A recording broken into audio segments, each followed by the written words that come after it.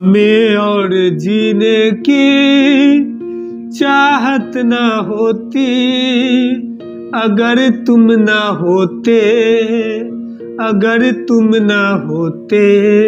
नमस्कार मित्रों, मैं हूं संजीव कुमार और आज मेरे चैनल पे आपका स्वागत है, आपका वेलकम है, आपका अभिनंदन है। आज हम बात करेंगे इंग्लिश के बेसिक चीज नाउन के संबंध में। तो नाउन के संबंध में हम आज ऐसा बात करेंगे जो आपको मतलब आज के बाद नाउन कभी भी यूट्यूब पे देखने की कोई आवश्यकता नहीं है। नाउन को इतनी बारीकी से हम समझाएंगे, इतने अच्छे तरीके से समझाएंगे कि आपको आज के बाद नाउन न कभी याद करना होगा, न सुनना होगा और न समझना होगा।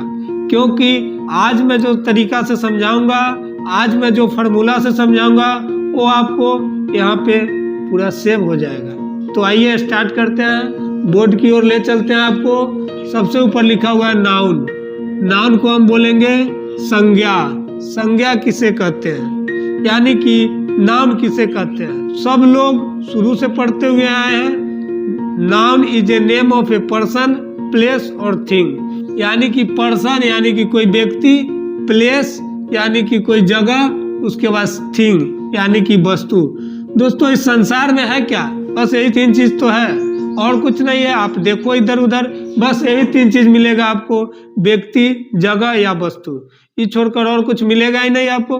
कहीं भी देखो, घर है, प्लेन है, हवाई जहाज है, पानी है, समुंदर है, कुछ भी देखो मेरे आसपास जो कुछ भी दिखाई दे रहा है, यही तीन चीज है। तो चलिए अब तो क्लियर हो गए होंगे कि नाउन किसे कहते हैं। तो इसका सिंपल सा आंसर है noun is a name of a person, place और थिंग।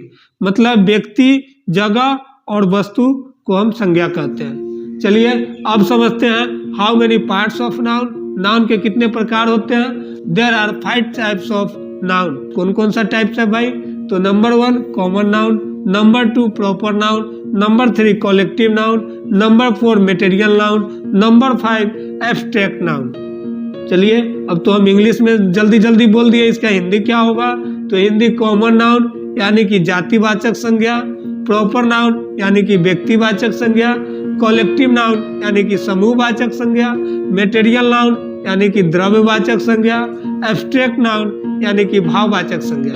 अब आप लोग हिंदी और इंग्लिश दोनों में क्लियर हो गए होंगे नाउन के कितने टाइप होते हैं और नाउन को हिंदी में क्या बोला जाता है और इंग्लिश में क्या बोला जाता है, उनके टाइप्स को हिंदी में क्या बोला जाता है और इंग्लिश में क्या बोला जाता है। अब आगे चलते हैं नाउन के डिफिनेशन की ओर।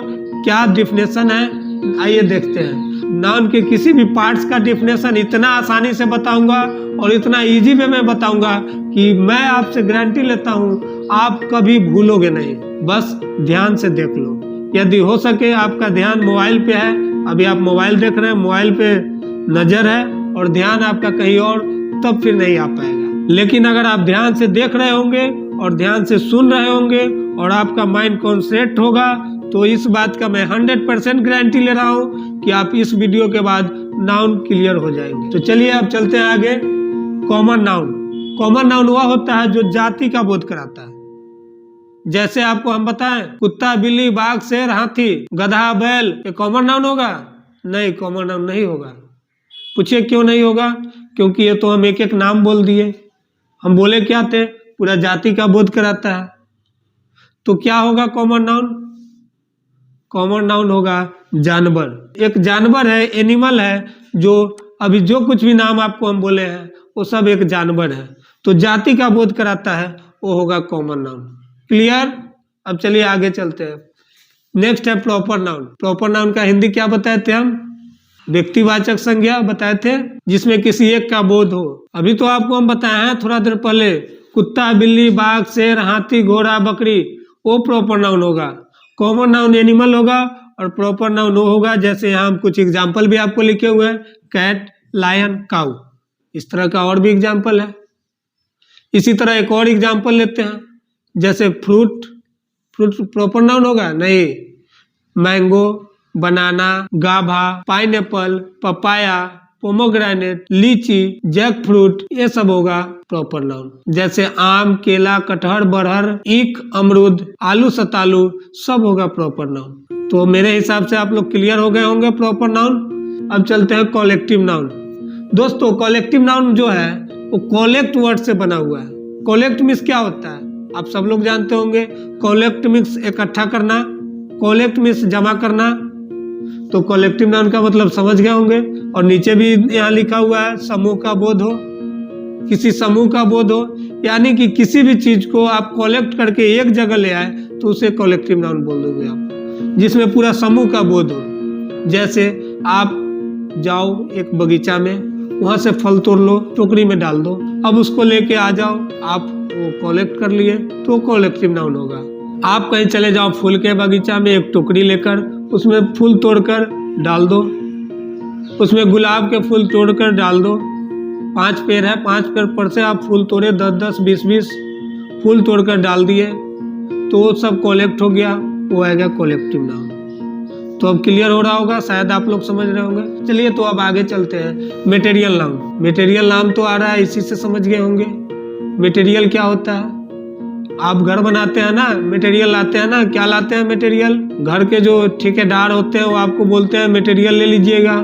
क्या मटेरियल लेंगे? बालू, छड़, सीमेंट लेते हैं। तो मटेरियल नाउन हम उसको बोलते हैं जो ऐसा एक सामान जिससे और भी बहुत सारा सामान बनाया जा सकता है, उसे हम मटेरियल नाउन बोलते हैं। एक सामान जिससे और बनाया जा सके, और भी ज्यादा सामान बनाया जा सके, उससे हम मटेरियल नाउन बोलते हैं।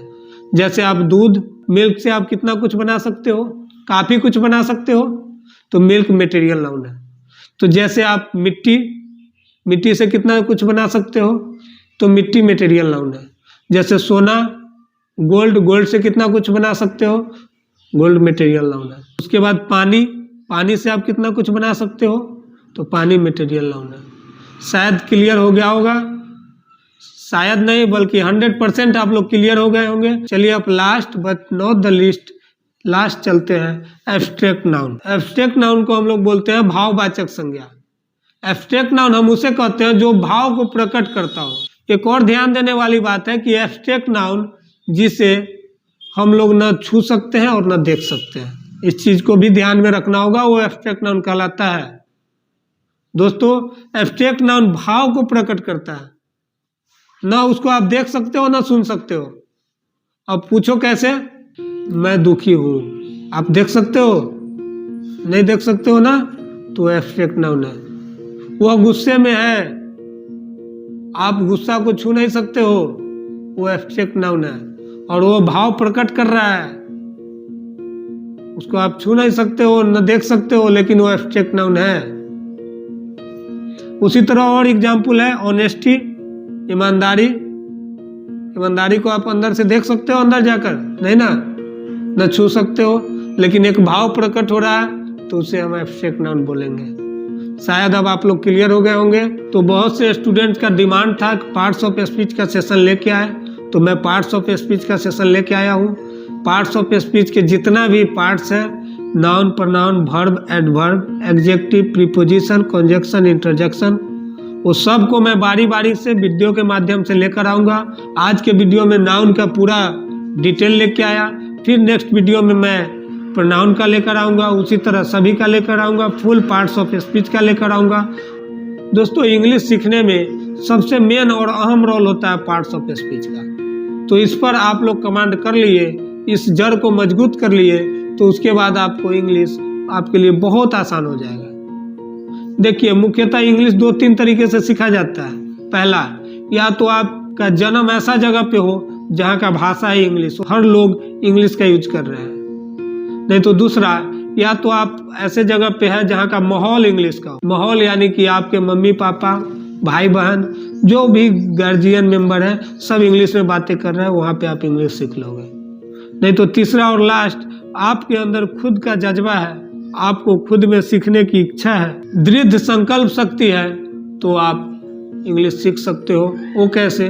वो ऐसे पार्ट्स ऑफ स्पीच को पूरा कमांड करना होगा, टेंस का, वॉइस का, जो भी इंग्लिश में ग्रामर आता है उसका पूरा कमांड करके।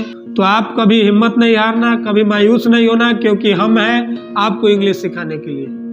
मैं हर वक्त कोशिश करता हूँ कि मेरा किया गया एक भी काम आप लोगों के 1% भी हेल्पफुल हो सके, जिससे मैं समझूंगा कि मेरा जो लाइफ है वो धन्य हो गया। मैं अपना जीवन को समझूंगा कि मैं अपने जीवन में आया और कुछ वैल्यू ऐड करके चला गया, जो लोग अपना नाम ले रहे हैं। बस यही चाहिए मुझे, और कुछ नहीं चाहिए, और कुछ मैं नहीं चाहता हूँ आप लोगों से, किसी तरह की कुछ नहीं। तो मैं आप लोगों से हाथ जोड़कर एक निवेदन करूंगा कि जो भी बच्चा आपके आसपास में हो, आपके पड़ोस में हो, वो यदि इंग्लिश सीखना चाहते हैं, आप यदि जान रहे हो, तो कभी भी निगलेक्ट नहीं कीजिएगा, कभी भी उसे मना नहीं कीजिएगा, क्योंकि जितना संभव हो उतना सिखा दीजिएगा। जितना आप जान रहे हो उतना जरूर सिखाइएगा, नहीं तो लास्ट में ये वीडियो उसको दे दीजिएगा, जो इस वीडियो को देख लो और सीख लो। तब तक के लिए इतना ही, फिर मिलते हैं अगले वीडियो में। जय हिंद।